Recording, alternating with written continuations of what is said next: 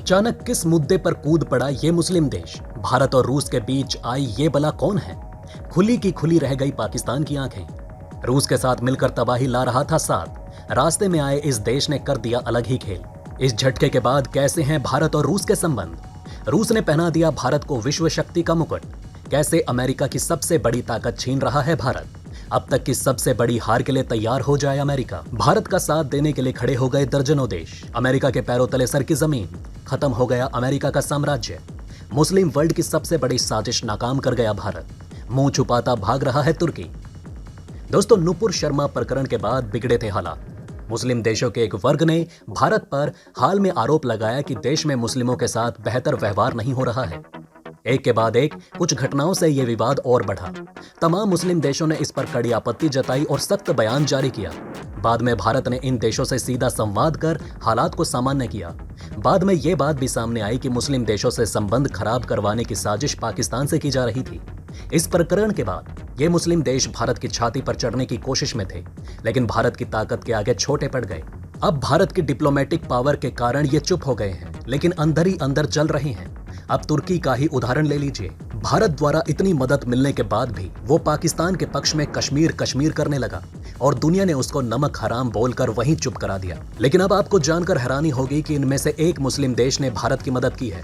अब भारत और रूस के संबंध ऐसे हो गए हैं कि इन्हें बहुत कम लोग ही समझ पा रहे हैं। कभी रूस को खींचा जाता है तो कभी भारत को।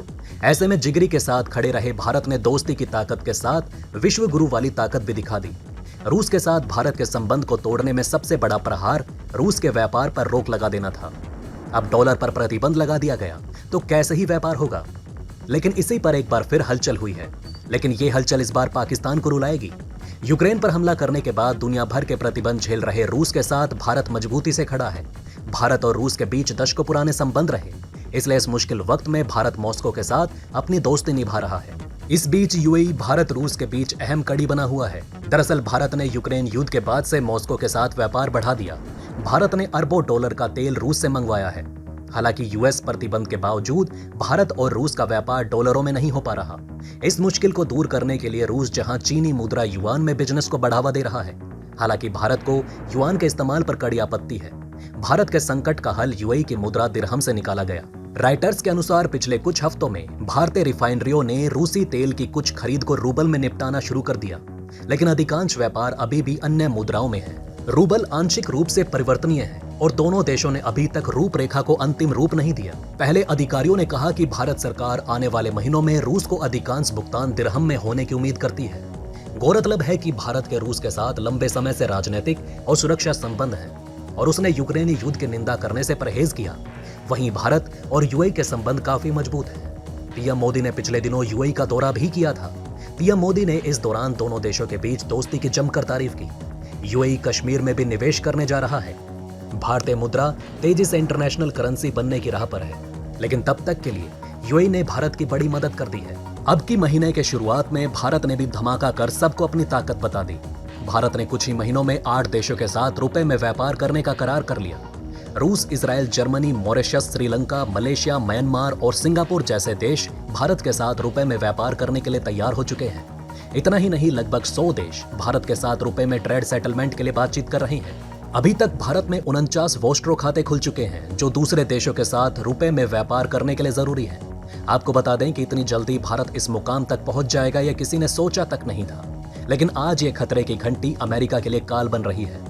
आपको बता दें कि बीते साल जुलाई महीने में रिजर्व बैंक ऑफ इंडिया ने वैश्विक व्यापार को बढ़ाने और डॉलर पर निर्भरता घटाने के उद्देश्य से रुपए में ट्रेड सेटलमेंट सिस्टम का प्रस्ताव किया था। अब आप भारत की ताकत देखिए। भारत ने इसको मात्र चंद महीने पहले सोचा और आज ये होने जा रहा है। ये बढ़ते हुए भारत की ताकत ही है जो दुनिया को भारत का इतना बड़ा फैसला मानने पर मजबूर कर रही है। जिस काम में सालों लगने थे, उसे इतनी जल्द होता देख कोई भरोसा नहीं कर पा रहा। रूस यूक्रेन युद्ध के बाद पश्चिम और यूरोपीय देशों द्वारा प्रतिबंध लगाए जाने के बाद कई देशों को व्यापार करने में मुश्किलें आईं, जिसके बाद भारत, अर्जेंटीना, ब्राजील, दक्षिण अफ्रीका सहित मध्य पूर्व के दक्षिण पूर्व एशिया तक कई देशों ने डॉलर पर अपनी निर्भरता कम करने के लिए अन्य देशों के साथ डील के लिए इस सिस्टम को अपनाना शुरू किया। अब आइए दोस्तों, ये भी जान लीजिए कब तक भारत का रुपया अमेरिका की कमर तोड़ देगा। पहली बार यूरोपियन यूनियन में शामिल देश जर्मनी एशिया की किसी मुद्रा यानी कि भारतीय मुद्रा रुपए के साथ व्यापार करने के लिए आगे आया। अगर 30 देशों के साथ भारत के रुपए में करार शुरू हो गया तो फिर भारतीय रुपया अंतर्राष्ट्रीय करेंसी बन जाएगा। भारत सरकार की मंशा साल आजादी के 100 साल पूरे होने पर 2047 तक इंडियन करेंसी को अंतर्राष्ट्रीय करेंसी के तौर पर स्थापित करने की है। भारत ने विश्व के कई मुस्लिम देशों से अपने संबंध बेहतर किए। जम्मू कश्मीर में अनुच्छेद 370 हटाने के बाद प्रधानमंत्री ने संयुक्त अरब अमीरात और बहरीन का दौरा किया। बाद में सऊदी अरब भी गए। इसका परिणाम भी निकला और तमाम मुस्लिम देशों ने भारत का साथ दिया। तुर्की और मलेशिया के अलावा किसी मुस्लिम बहुल देश ने पाकिस्तान के समर्थन में बयान तक नहीं दिया। पिछले कुछ सालों के दौरान पीएम मोदी को बहरीन, यूएई, फिलिस्तीन, सऊदी अरब जैसे मुस्लिम देशों ने अपना सर्वोच्च नागरिक सम्मान तक दिया। मुस्लिम बहुल खाड़ी देशों से बेहतर संबंध न सिर्फ सामरिक दृष्टि से बल्कि आर्थिक दृष्टि से भी भारत के लिए अहम है। भारत कच्चे तेल का आयात करने वाला सबसे बड़ा देश है। भारत की इकोनॉमी कच्चे तेल की कीमतों से होने वाले उठापटक से प्रभावित हो सकती है। हाल ही में तुर्की और सीरिया में आए भूकंप के बाद भारत उन देशों में शामिल था जिसने सबसे पहले मदद का हाथ बढ़ाया। भारत ने मदद को ऑपरेशन दोस्त नाम दिया। भारत की इस त्वरित पहल की दोनों देशों ने तारीफ की। नरेंद्र मोदी की अगुवाई वाली सरकार को मुस्लिम विरोधी बताने में तुर्की ने सक्रिय भूमिका निभाई, लेकिन भारत के कदमों ने तुर्की की ये चाल नाकाम कर दी।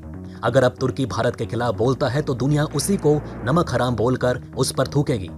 पाकिस्तान को जब अरब देशों से सहयोग नहीं मिल रहा था तो तुर्की ने उसका समर्थन किया और दोनों देशों ने नया गठजोड़ बनाया। ऐसी सूरत में भी भारत ने तुर्की में सकारात्मक पहल की है। उससे इस तल्खी में नरमी आने के संकेत मिले।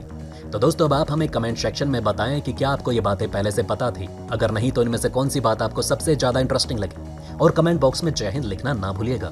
तो दोस्तों, अगर आपको हमारी ये वीडियो अच्छी लगी हो तो प्लीज लाइक करें इस वीडियो को, और इसी तरह की और जानकारी पाने के लिए सब्सक्राइब करें हमारे चैनल को। जितना हो सके इस वीडियो को शेयर करना ना भूलिएगा। धन्यवाद।